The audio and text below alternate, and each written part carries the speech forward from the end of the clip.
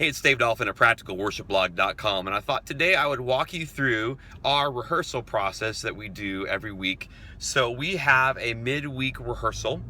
We get together on Thursday evenings, and that's when we rehearse for the weekend. But prior to that, we post everything on Planning Center. So, like a lot of you, we put MP3s of the arrangements that we're trying to go for. We put charts on there. If there is a video, like a tutorial video of how to play a certain guitar part, I might post that. Sometimes I might do what's called an up file, where if I've got the multi-tracks for a song, if I've got the stems, I might plug those in and make an MP3 where that one guitar part is turned really loud, turned way up, and so the other parts are in there just to give you context, but the electric guitar is turned way up so you can hear what exactly the guy's doing. Everything I can possibly put into Planning Center to help our people prepare, I will do that. And then we expect our people to come in knowing their part, that they've looked at the material, they've practiced the material, because Thursday is not when you learn the part and learn the material. That's when you take what you've already learned and you learn how to play it together. And so on Thursday, the call time for the band is 6:30.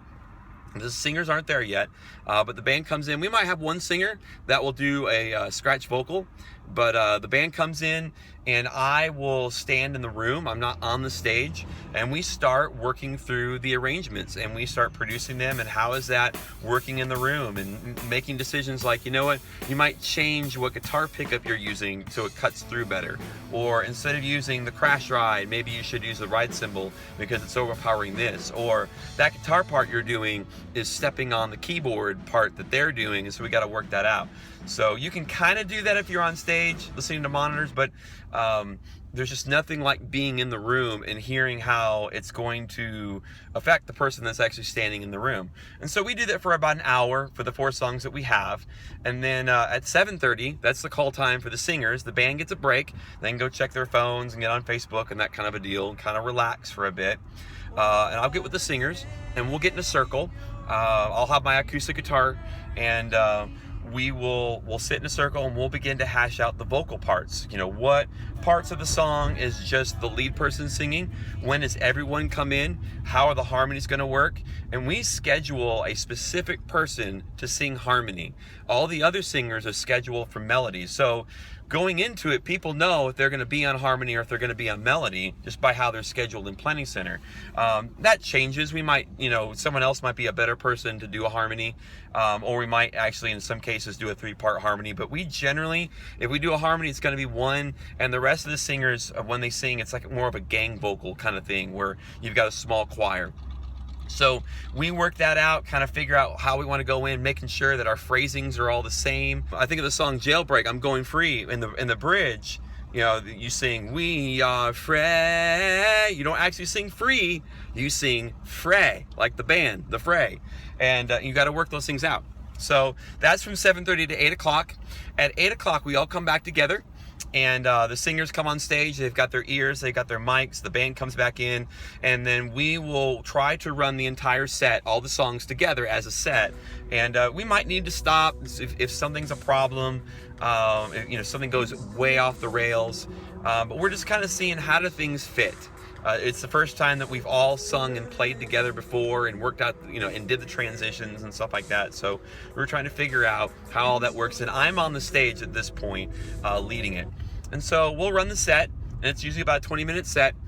And then we'll figure out what worked, what didn't work, where do we need to work on. There might be a transition that's rough. There might be a certain part while the singers aren't together.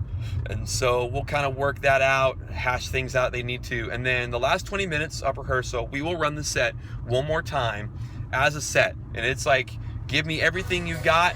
Don't hold back. We're not going to stop for anything.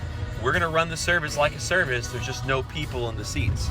And it's not uncommon to see singers worshiping and engaging, just like there would be if there's people in the room. I mean, it's for real.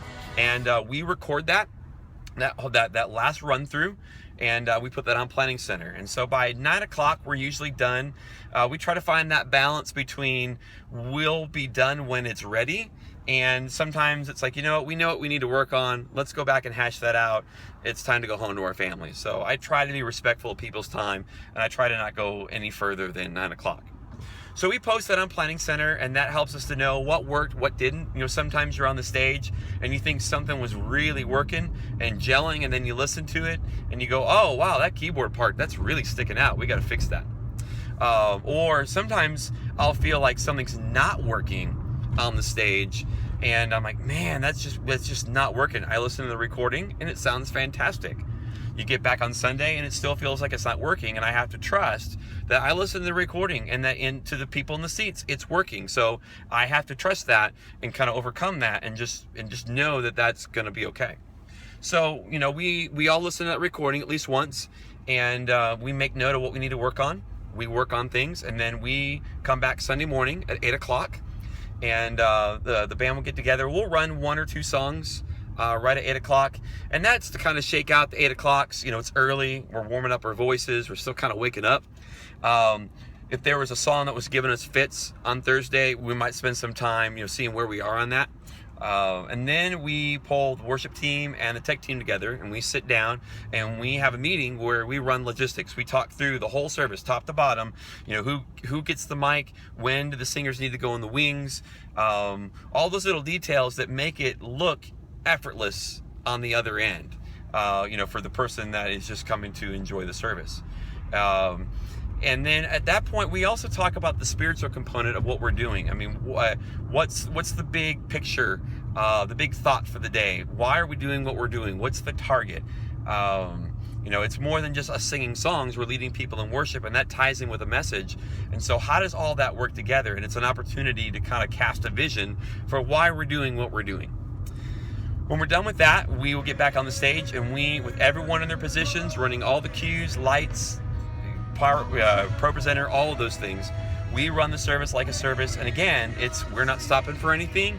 Give me everything you have, and we do full run through. It's like a dress rehearsal, so to speak, and we run everything from top to bottom, and then we're done. And we're usually done about 9:15, and then, you know, we have to stop because we have Sunday school, and there's Sunday school classes that meet in the auditorium and also around the auditorium, so we got to stop.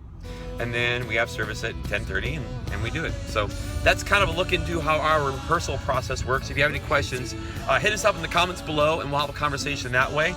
As always, I would love and be honored if you hit like and subscribe here on YouTube. That way we can get more information out to people. It kind of goes up in the rankings, and also, you know, when new videos hit here at YouTube. And for more great practical advice, you can always check out practicalworshipblog.com.